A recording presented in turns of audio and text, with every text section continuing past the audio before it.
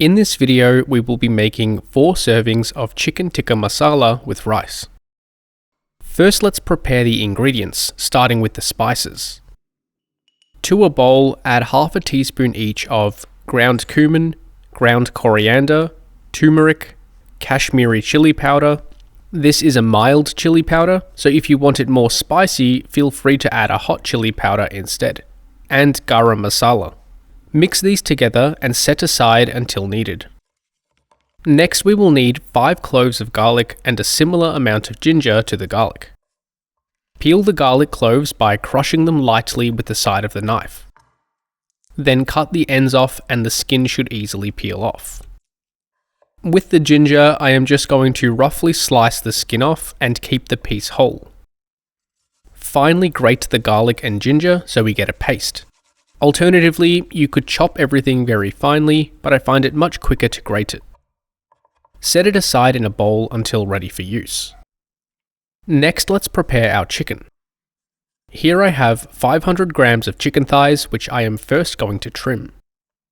Trim off any excess fat, skin, connective tissue, cartilage, or bone you don't want. Then cut the thighs into bite-sized pieces. The exact size doesn't really matter, just make sure all the pieces are roughly similar in size. Once all the chicken is cut, place the pieces in a bowl and add the following to marinate.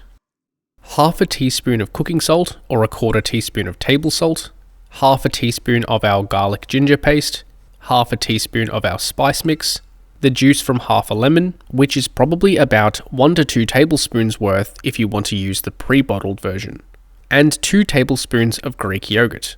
This is less yogurt than most recipes I've seen, since I find that too much yogurt causes the marinade to burn easily when cooked in the pan. Mix the marinade with the chicken and set it aside until ready for use. Ideally, we would let this marinate for a few hours, and even better, overnight, but today I am just going to let it marinate until we prepare the rest of the ingredients. And since this isn't going to be eaten all on the same day, I find the chicken picks up extra flavour as it sits in the curry sauce overnight. And the last thing to prepare are the onions. Here I have 2 onions, one red and one brown. From what I've seen, red onion seems to be more common in Indian cooking, but I've tried both and I haven't noticed much of a difference, so use whatever you have. I only had 1 red onion left, so I used 1 of each. Dice the onions by making vertical slices but not going all the way through the other end so it holds together. Then make a horizontal cut, again not going all the way through. Slice in the opposite direction to the initial vertical cuts and you should have some diced onion. It doesn't need to be perfect since we will be blending this later anyway. Set the diced onion aside in a bowl until ready for use. And now we are ready to cook the curry. For this dish, I prefer to use a large stainless steel pan with high sides. Preheat your pan over high heat for a minute or 2 or until well heated. Preheating stainless steel helps to make it a little more non-stick, especially when cooking proteins like chicken. Add 2 tablespoons of any neutral flavoured cooking oil, such as vegetable or canola, and swirl to coat the surface. Then add the chicken.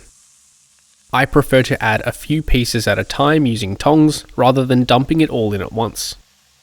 This is because the less we move the chicken around, the quicker we can sear it, and the less likely it is for the marinade to burn.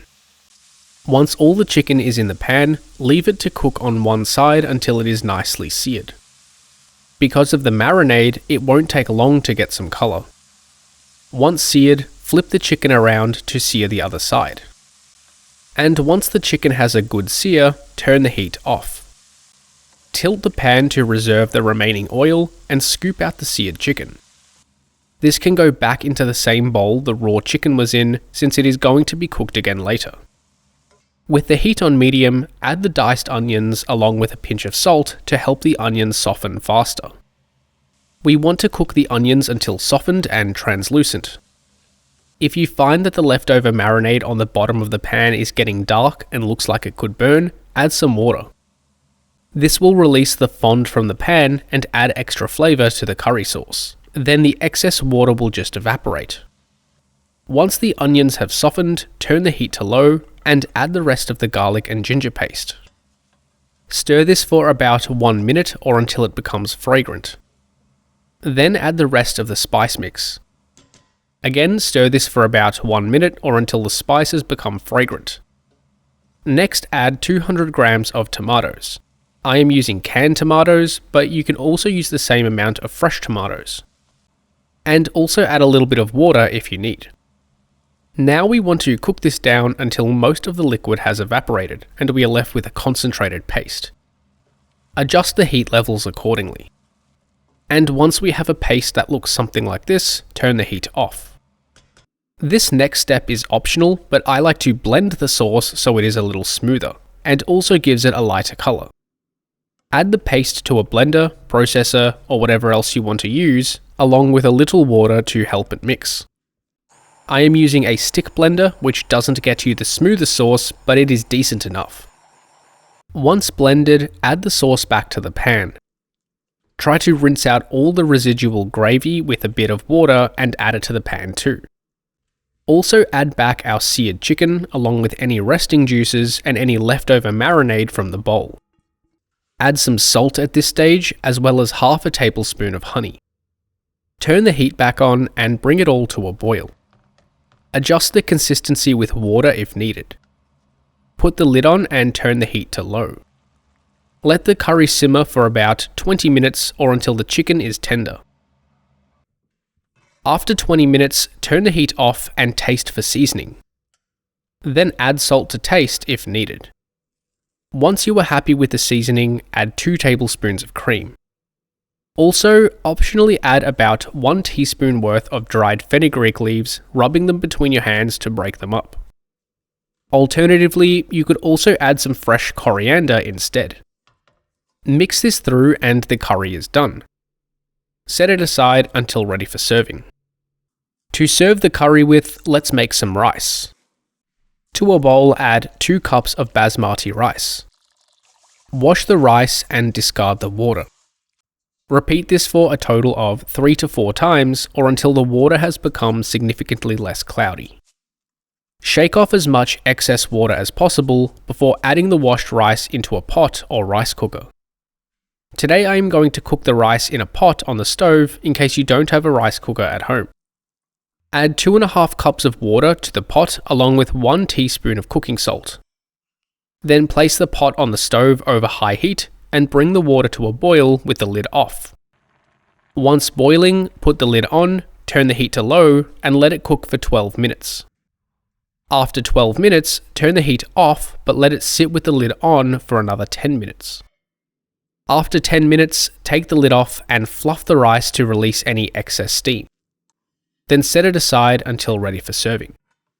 Now that the cooking is done, let's add our curry and rice to containers.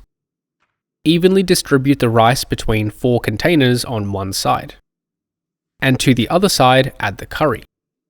For reference, these are 1 litre or about 1 liquid quart containers.